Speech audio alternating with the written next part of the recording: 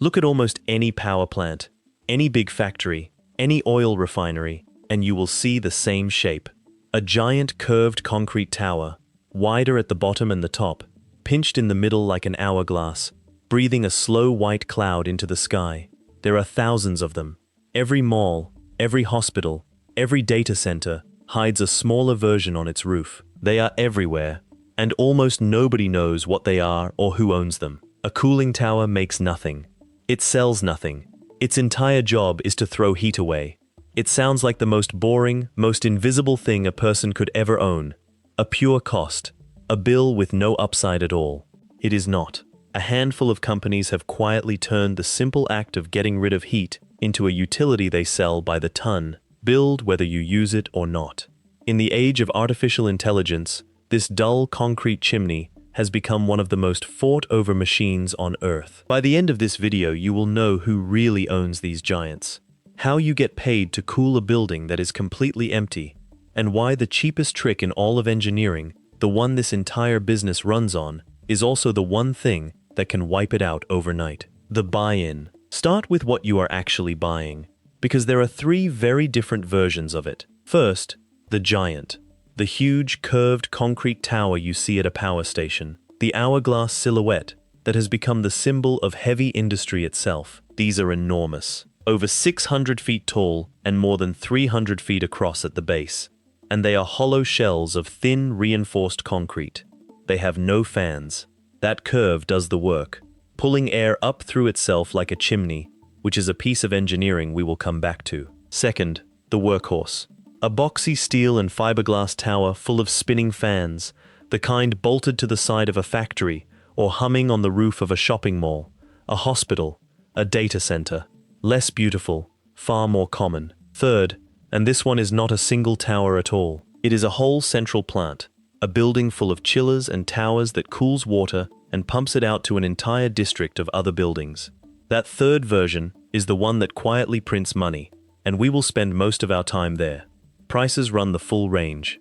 A single industrial tower is a multi-million-dollar structure. A central cooling plant that serves a city district is a utility-sized investment, hundreds of millions of dollars in the ground. In the hottest, densest cities on Earth, these central plants are treated like water and power, a core piece of the grid itself. So who owns them? Power companies and factories own them as a cost, a necessary evil bolted to the thing that actually earns. You cannot run the plant without it, and you cannot earn a dollar without the plant, so the humble tower quietly holds the whole operation hostage. But a small number of operators own them as the product itself. They own the cold, and they sell it, because that is the reframe that changes everything. You are not buying a concrete chimney. You are buying the door that heat leaves through, and the right to charge for it. What you inherit. Buy one of these, and here is what comes attached to it. You inherit water, and lots of it. A cooling tower works by evaporation. It lets a little of the water turn to vapor, and that escaping vapor carries the heat away with it, which means you are constantly consuming water, buying it, and watching it drift off into the sky. A big tower can go through millions of gallons in a single day. Much of that water never comes back.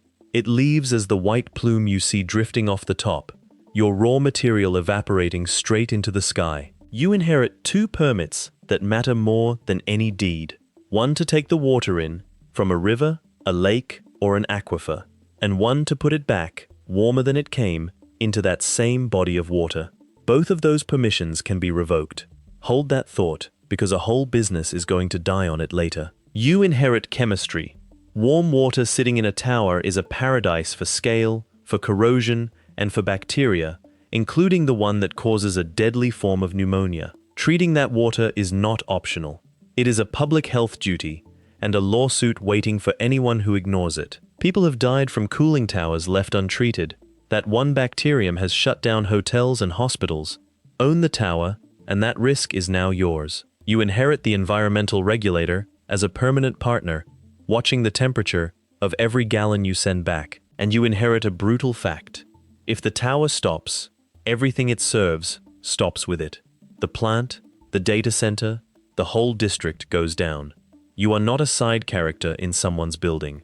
You are the single point everything depends on. When you go dark, So does every dollar being made on the other end of your pipes, the revenue layers. So how does throwing heat away actually earn? In the district cooling model, it earns in layers, and the layers are beautiful. Layer 1 is the connection fee. Before a building gets a single degree of cooling, it pays to be hooked up, a one-time charge of around $700 for every ton of cooling it wants reserved. A large tower orders hundreds or thousands of tons. That money arrives before you have cooled anything at all. In the Gulf, where this model is furthest along, a single operator can hold well over 1 million tons of cooling capacity under contract across one city. Layer 2 is the capacity charge, and this is the quiet genius of the whole thing. Every connected building pays a fixed fee, month after month, just to keep its share of cooling reserved and ready. A couple $100s per ton, every year, guaranteed. It pays this whether the building is full or empty, whether the weather is scorching or freezing, whether anyone is home or not. Layer 3 is the consumption charge, the part that feels normal. You meter the actual cold delivered, ton hour by ton hour, and you bill for it like any utility. 3 separate revenue lines, stacked on the same simple physics, charged to customers who physically cannot leave. Layer 4 is the efficiency spread. A central plant cools far more efficiently than each building running its own equipment, cutting the energy needed for cooling by 40 to 50%. One large operator in Dubai serves more than 1.5 million people this way, and a single regional company runs dozens of central plants across the region. You deliver the cold cheaper than they ever could alone, and you keep a healthy slice of that gap. Now run the math on a district. Dozens of towers, each paying to connect, each paying every month to reserve capacity, each metered on top. The cold is the same physics a homeowner gets from a window unit, but you have wrapped it in a contract, piped it underground, and turned it into a monopoly. Listen to that again. Here is the line that should stop you. You get paid to cool a building that is completely empty. Listen to that again. That capacity charge is a standing reservation. A vacant apartment in a desert tower, with no one inside and the cold never switched on, still pays its share every single month. You are not really selling cold air. You are selling the promise of cold, the reservation of it. And the reservation is owed whether a single drop of chilled water ever flows. It is take or pay, written for temperature. The same structure that lets a pipeline collect when nothing moves through it. A cooling utility collects when nothing is being cooled, and it gets stranger. In the age of artificial intelligence, cooling has quietly become the ceiling on the entire industry. A modern data center can spend as much as 40% of its electricity not on computing, but on cooling the machines that compute. The bottleneck on how much intelligence the world can build is no longer just chips, or even power. It is measured in liters of water and tons of cold. Cooling turned out to be the scarce thing, not computing. Whoever owns the cooling owns that ceiling. American data centers already burn over 4% of the nation's entire electricity supply, a number some expect to climb toward 12% by the end of the decade. And cooling is a giant slice of it. The ledger. So where does the money go? Costs on a cooling tower are strange, because your main raw material vanishes into thin air. Start with the water itself. You buy millions of gallons, and a large share of it evaporates away on purpose. You are paying for a raw material designed to disappear. The American power sector alone pulls in enormous volumes, consuming roughly a gallon of water for every kilowatt hour it generates. Across the country, data centers are now drinking close to 1 trillion liters of water a year, and in some desert cities their cooling thirst is set to jump many times over as new campuses come online. Then the power to move it. Pumps and fans on the workhorse towers run day and night. The giant concrete towers dodge this with their natural draft, but the chillers behind them are hungry. Then the chemicals, the endless treatment to stop scale, rust, and bacteria. Then blowdown, the dirty concentrated water you have to drain off and dispose of, because as pure water evaporates, everything left behind gets saltier and harsher. Ignore that, and the tower silts up, corrodes, and slowly chokes itself to death. Then the testing, the compliance, the shell repairs on a cracking concrete giant that is impossible to just replace. A hyperboloid shell that begins to crack is not a repair job. It is a demolition and a rebuild. And then the line that dwarfs them all, the one that is not really a cost, until suddenly it is everything. Your water source, and your permission to use it. Lose the river to a drought, or lose the permit to send warm water back, and the cheapest business on earth becomes an impossible one overnight. The trap. Here is the trap, and it is baked right into the thing that makes cooling towers so cheap. The trick that makes them nearly free is exactly the trick that can destroy them. Free, right up until the moment it turns priceless. Evaporation costs almost nothing. You take cool water, you let a little of it fly off as vapor, and the heat goes with it. For a century, that has been the cheapest way to shed heat that engineering has ever found. But it rests on two quiet assumptions: that there is always enough water to take, and that you are always allowed to give the warm water back. Break either one, and the whole thing collapses. A drought empties the river you draw from, or a community decides it does not want its lake heated up any longer, and the regulator agrees. Suddenly your free cooling needs an expensive replacement, or it cannot run at all. The concrete tower is fine. The physics still work, but the business is dead, killed not by the machine, but by the loss of the water and the permission around it. You never really owned the cooling. You rented it from a river and a regulator, and either one can end the lease. And the monopoly cuts both ways. You are locked to the buildings you serve, and they are locked to you. That sounds wonderful until the day your plant fails, and thousands of tenants have no cold, no backup, and nowhere else to turn. The thing that made your money captive can make your risk captive too. The man who built the first one. To understand why the giant tower even has that strange hourglass shape, go back to the Netherlands in 1916.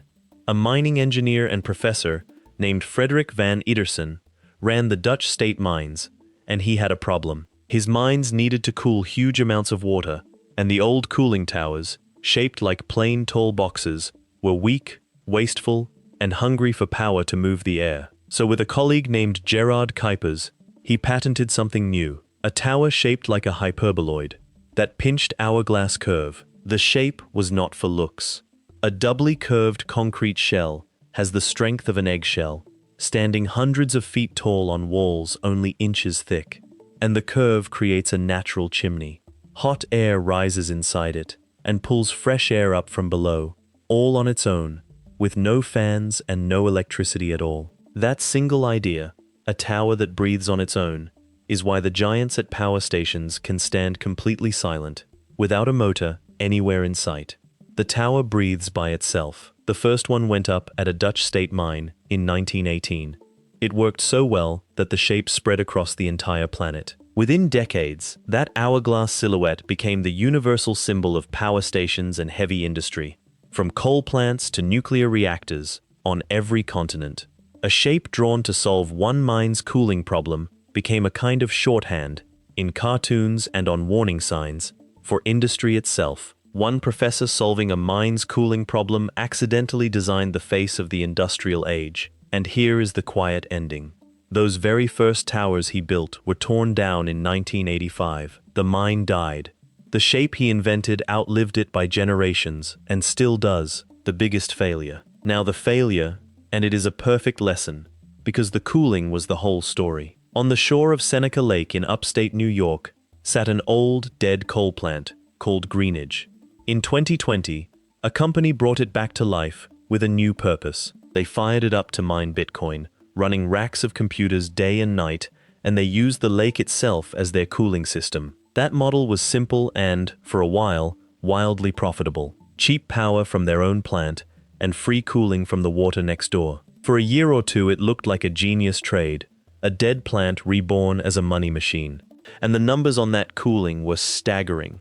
The plant was permitted to pull as much as 139 million gallons of water a day out of Seneca Lake, the equivalent of 27,000 full tanker trucks, and to pour it back warmer, at temperatures reaching over 100 degrees. Seneca Lake began to feel the heat. Residents worried about toxic algae blooms, about the trout that get badly stressed above 70 degrees, about the drinking water for 100,000 people. One vineyard owner across the water described the lake near the discharge as starting to feel like a warm bath. The fight was never really about the computers. It was about the warm water.